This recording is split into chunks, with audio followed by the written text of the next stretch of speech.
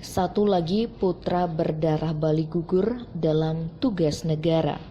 Kali ini Barada Ikomang Wiranata, seorang anggota Brimob, gugur dalam kontak senjata dengan kelompok kriminal bersenjata di distrik Ilaga, Kabupaten Puncak, Papua pada Selasa 27 April.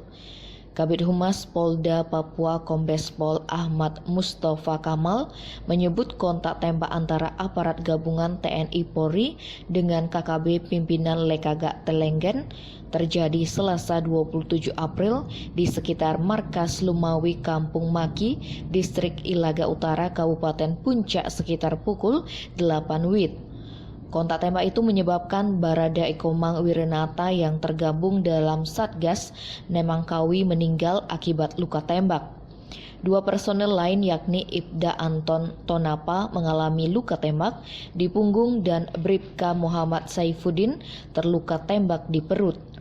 Salah seorang keluarga almarhum di Banjarbasa Desa Kecamatan Marga, Iwayan Wirtayasa menuturkan pihak keluarga besar mereka mendengar kabar duka tersebut pada Selasa sore. Dia mengaku terkejut dan sedih mendengar kabar tersebut, mengingat pada saat galungan, Barada Komang sempat menelpon ke Bali untuk menanyakan kabar keluarganya di Bali.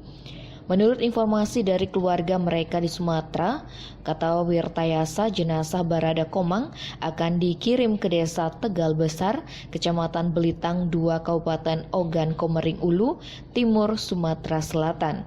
Pihak keluarga melaksanakan upacara Meking Sandi Geni pada 29 April 2021. Tim Bali Express melaporkan.